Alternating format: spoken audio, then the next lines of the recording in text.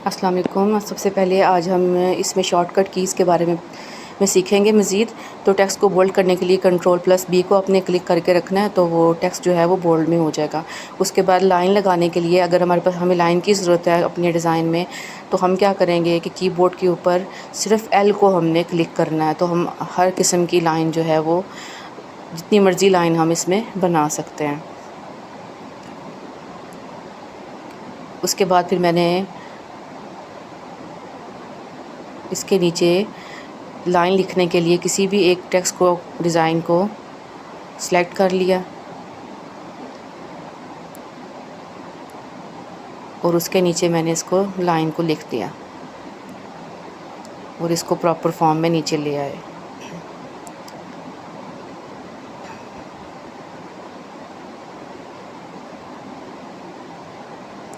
इसके बाद नेक्स्ट हमने क्या करना है,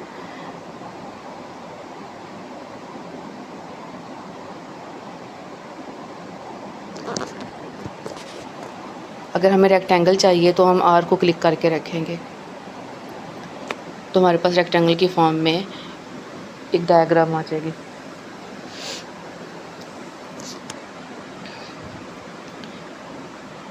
इसको भी प्रॉपर दिखाने के लिए मैंने यहाँ पे टेक्स्ट को सिलेक्ट करके यहाँ पे रेक्टेंगल लिख दिया ताकि ये देखने में अच्छा लगे।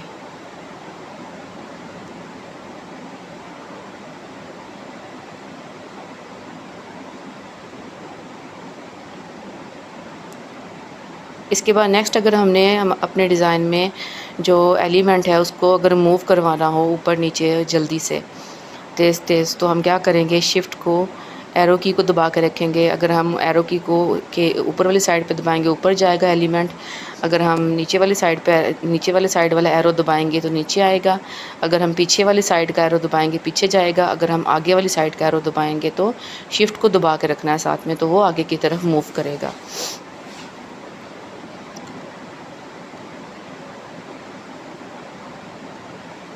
तो आप ये देख सकते हैं कि मैं ये मूव कर रही हूँ तो वो किसी भी साइड पर मूव हो सकता है एलिमेंट।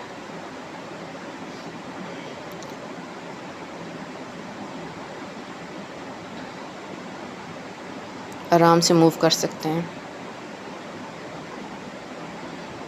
उसके बाद अगर हमें एक ही डिज़ाइन में मुख्तलिफ हमारे पास एलिमेंट्स हैं, तो अगर हमने उन एलिमेंट्स को एट ए टाइम सेलेक्ट करना हो तो हमने Ctrl+A को दबा के रखना है, तो वो सारे एलिमेंट्स जो अंदर हैं वो सिलेक्ट हो जाएंगे। और आपने इसके ऊपर इसमें कोई चेंजिंग लानी हो, इन सब के कलर को एट ए टाइम ही चेंज करना हो या कुछ और काम करना हो इसके ऊपर, तो आप इजीली इसको Ctrl+E को दबाएं, तो आप इजीली इस पे काम कर सकते हैं, बजाय इसके कि आप अलग अलग सबको सिलेक्ट करें, फिर आपको मुश्किल होगी इसमें।